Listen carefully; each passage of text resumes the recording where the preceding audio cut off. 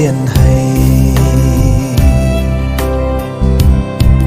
lào thoăn di đuôi cung bùi toan nghề cần đi việc xưa na tâm bầm xì nhì nặng ta duyên lâu mây à lùng hay thô cả lai đã lạc mi mây tao đã kêu đi thế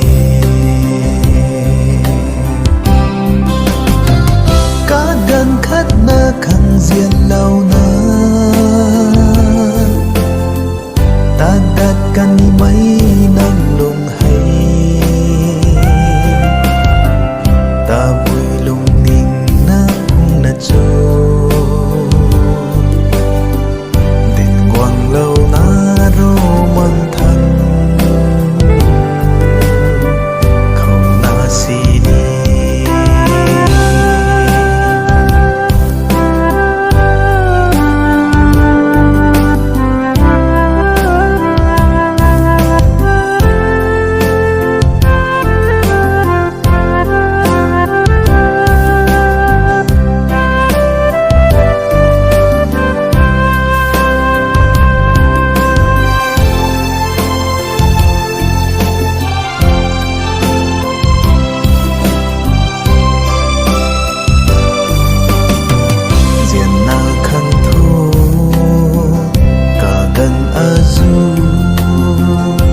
gút na duyên lâu kỳ tầm đạt khăn thô mi khiếp đặt na băm khuôn nghề nín ngâm mắt bay bắn đi hay cả vòng khăn đi thế say thô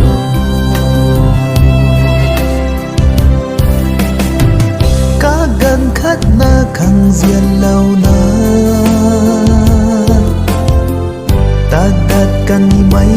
nâng lùng hay ta bùi lùng ninh na hung na cho đình quang lâu na rô mang thân sini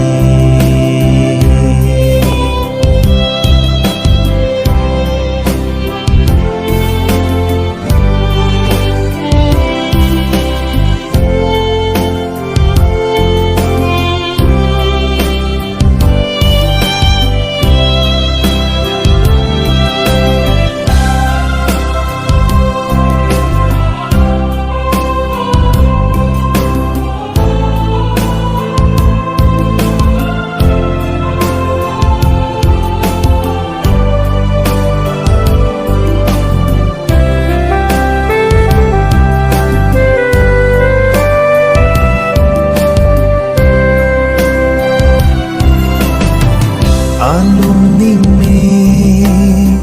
khâu na rơi nang ta hau bam mi hay rơi a khăng nay lá bắt ngâm mà ghê nàng ta diễn lâu mây dần su mi đuôi lâu là hoài bấm mê đất xoang lầu rêu ô duyên mê nê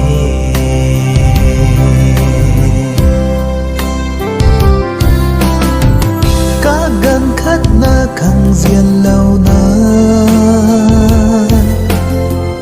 ta đặt căn mấy nâng lùng hay ta bùi lùng ninh na hung na cho